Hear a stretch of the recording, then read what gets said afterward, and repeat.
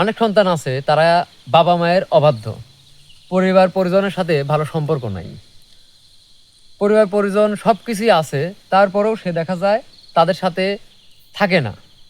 নিজের বাড়ির চাইতে অন্যর বাড়ি অন্য জায়গা বেশি পছন্দ।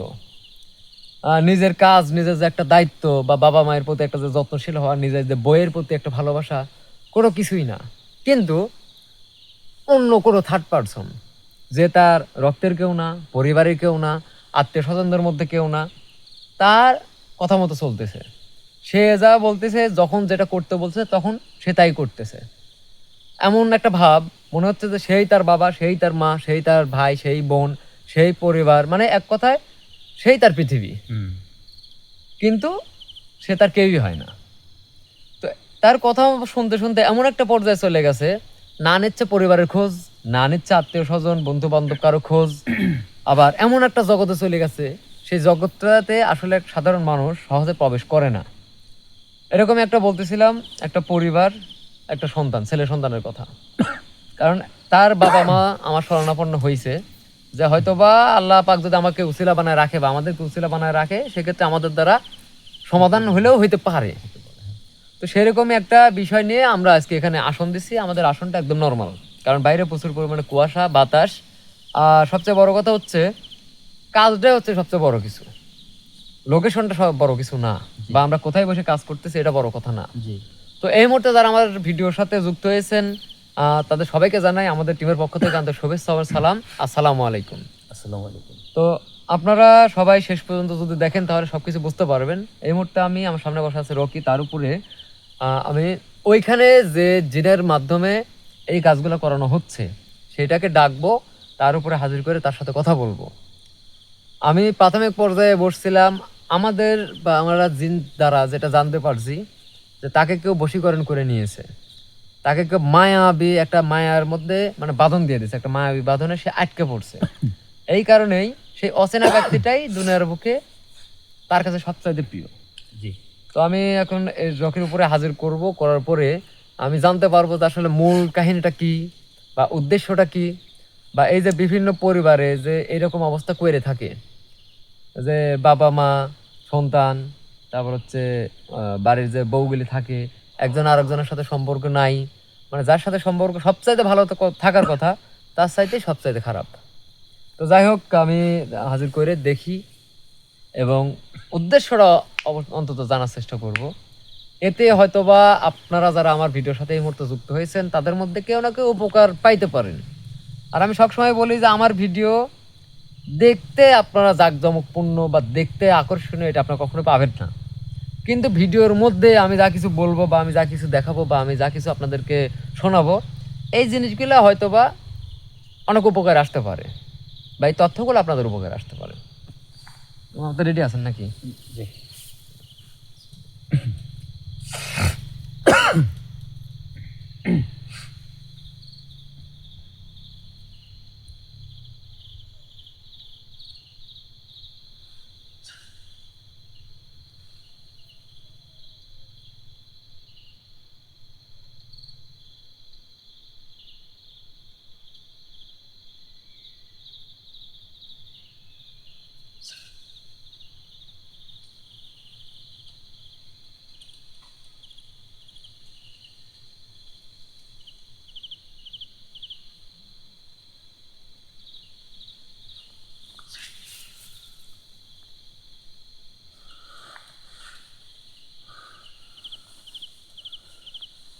আপনাদের উদ্দেশ্যে আমি একটা কথা বলি, সেটা হচ্ছে যে এই জায়গাটাতে আমি কোনো ধরনের কোনো গণ্ডি আপনাদের মনে হচ্ছে কাটি নাই, কিন্তু আমি কাটছি। এটা অদৃশ্যমান আছে। আর অদৃশ্য বলতে আমি একটা কাঠি দিয়ে জাস্ট এটা কাটছি। যদি আমি এখানে কিছু দিতাম তাহলে হয়তো আপনারা বুঝতে পারতেন। এই কে তুই? আমি যেই হই আমার আসনে আমার ডাকে সাড়া দিয়ে, যেহেতু আপনি আসছেন, তাই আমার আসনের পক্ষ থেকে, আমার পক্ষ থেকে আপনার উপর সম্মান রেখে আপনার আমার সালাম গ্রহণ করুন। আসসালামু আলাইকুম রহমতুল্লাহি ওয়া বারাকাতুহু। ওয়ালাইকুম আসসালাম ওয়া রাহমাতুল্লাহি ওয়া বারাকাতুহু। যাই হোক, আপনার কথাটা আলহামদুলিল্লাহ আমার অনেক ভালো লাগছে যে আপনি খুব সহজে আমার সালামের উত্তরটা নিছেন। তো আসলে আপনি আমাকে হয়তো অনেক প্রশ্ন করতে পারেন, আপনাকে আমি ডাকছি কেন, কোন উদ্দেশ্য নিয়ে আপনাকে আমি ডাকলাম। আপনি কোথায় ছিলেন, আমি কে, নানান ধরনের প্রশ্ন আপনি করবেন আমি জানি, কিন্তু দয়া করে এই সকল প্রশ্ন আপনি করেন না। আমার প্রথম কথা হচ্ছে, তুই কে?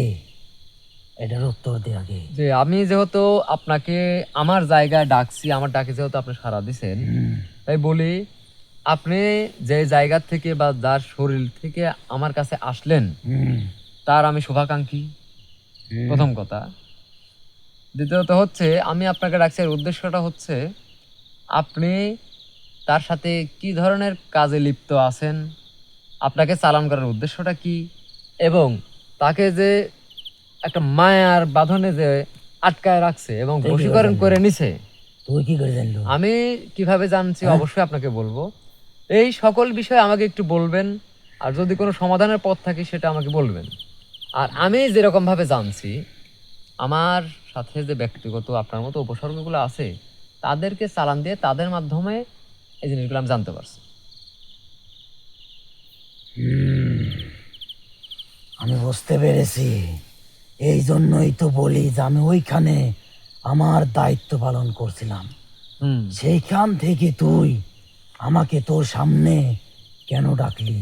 হ্যাঁ, আমি কোন কে কারণে বলবি ডাকছি বল। এই জিনিসগুলো কিন্তু আমার দায়িত্ব সম্পূর্ণটাই আমি বললাম আপনাকে। সঠিকভাবে পালন করতে চাই। আমার যত তাড়াতাড়ি সম্ভব আমার সেখানে গিয়ে আমার দায়িত্ব পালন করতে হবে।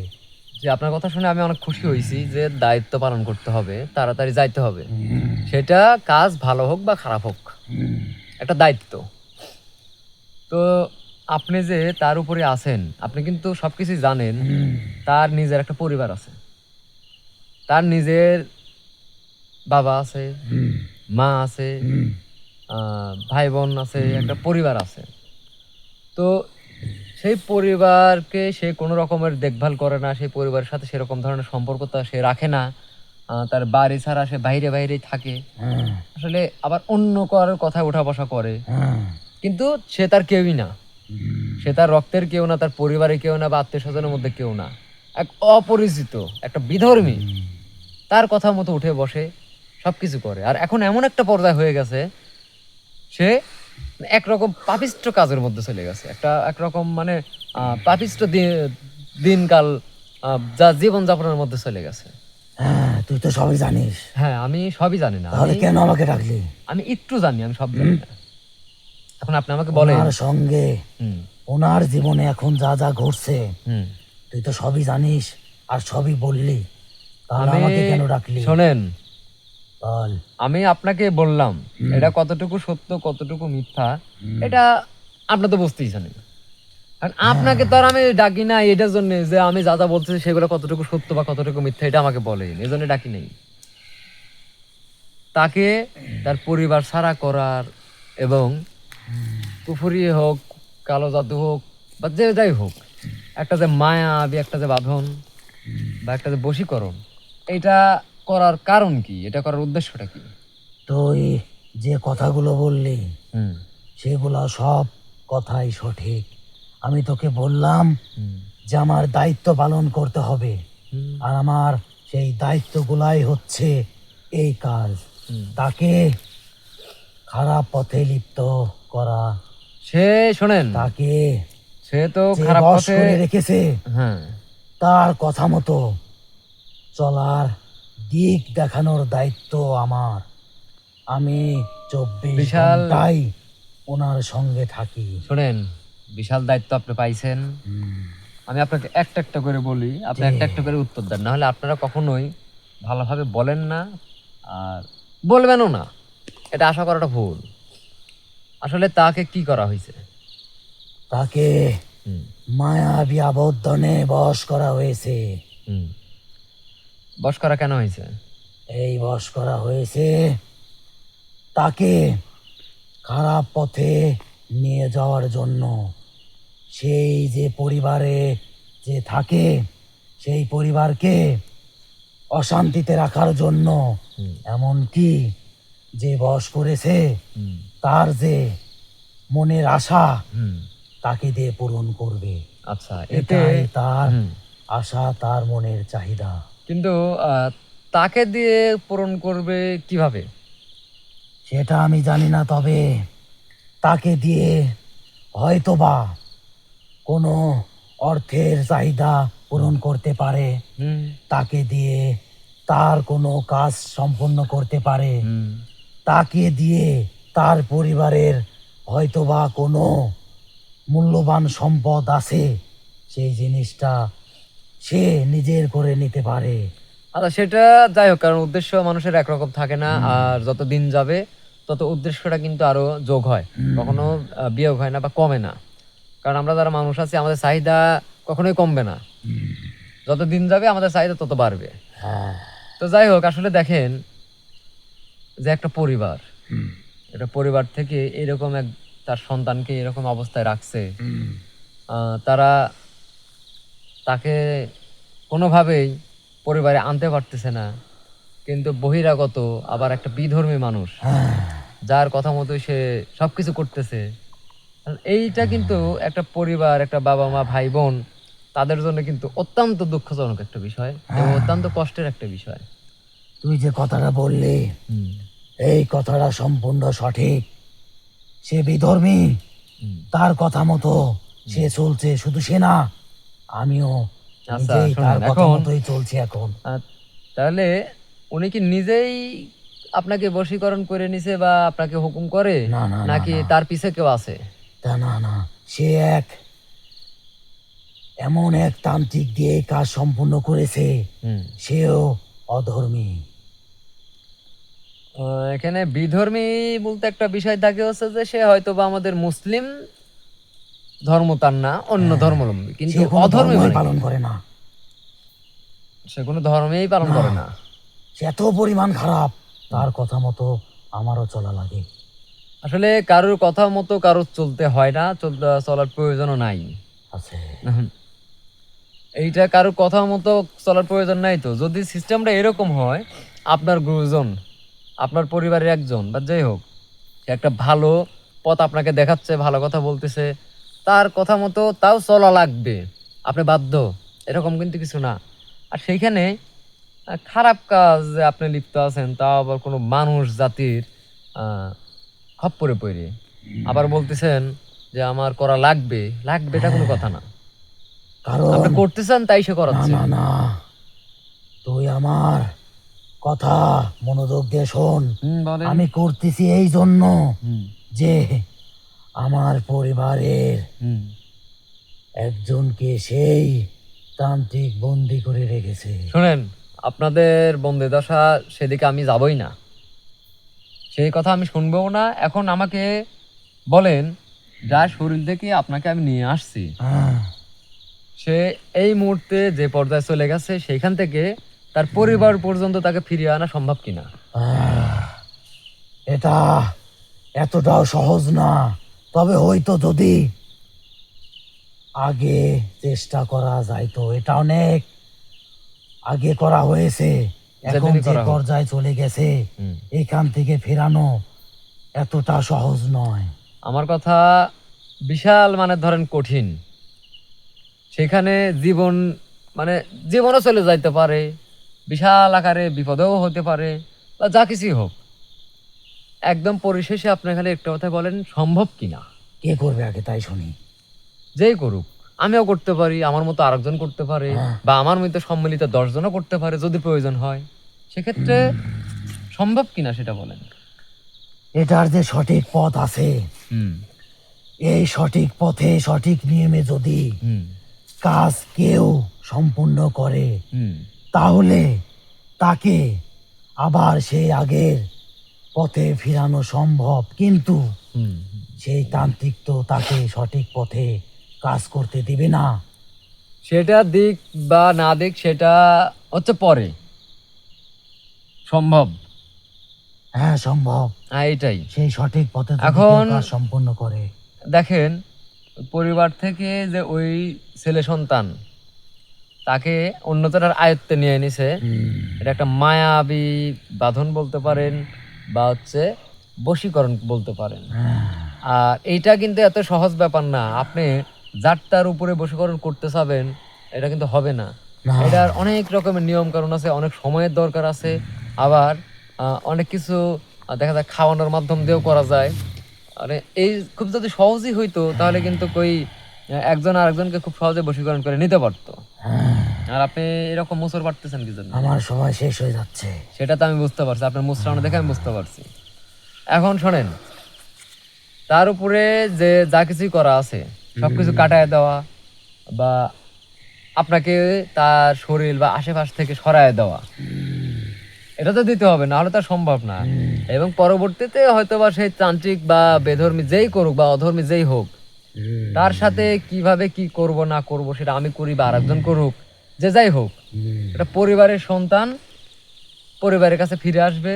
এবং এটা পরিবারের সাথে পরিবারের সন্তানের যেরকম সুসম্পর্ক, এটা বাবা মা ভাই বোনের সাথে যেরকম ভাবে চলাফেরা, উঠা বসা, কথাবার্তা বা তাদের প্রতি যে একটা দেখভালের বিষয়, এই জিনিসগুলা যেন তৈরি হয়ে যায়, সেইটা নিয়েই আমি কাজ করব। আমি নিজে আমি কাজ করব আজকেই। তুই কাজ করবি? আমি কাজ করব। এবং এই যে এখন আপনি ভাবতে পারেন যে আপনাকে আমি বিদায় করে দিব, আপনি চলে যাবেন, তা না। এখানে বসছি কি জানেন যে আপনি আশেপাশে দেখেন, বাইরে কোনো কিছু দেখতে পান? আপনার আশেপাশে বাইরের কিছু দেখা যাচ্ছে? শুধু অনুভব করছি। হ্যাঁ, অনুভব করে লাভ নাই। ওরকম আমিও চোখ, গাছের নিচে শোনেন, আছি। আমিও ধরেন যে চোখ বন্ধ করলে ওই কক্সবাজারে পানির স্বাদ স্বাদ চাচ্ছি, এরকম আমার কাছে অনুভব হয়। কিন্তু চোখ খুললে দেখি যে গাছতলা পড়ে আছি, তাই ওই অনুভব করে কোনো লাভ নেই। চারপাশে মনে করেন যে যে অবস্থা, আপনি শোনেন, এখান থেকে আপনি বেরও হইতে পারবেন না।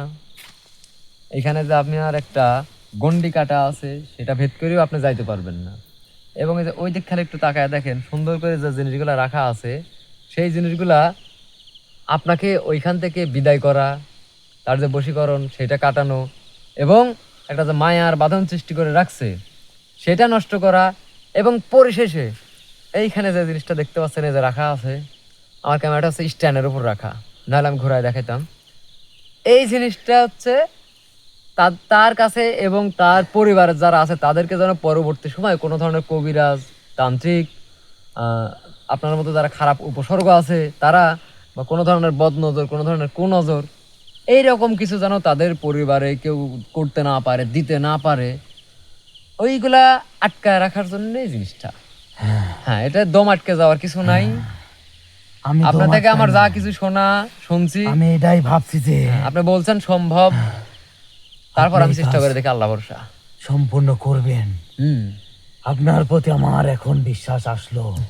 আমার প্রতি আপনার কোনো রকমের বিশ্বাস আসার দরকার নাই। কারণ হচ্ছে কি, ওই যে শুনতে খারাপ লাগলেও একটা কথা আছে, সুদানের নাম বাপজান।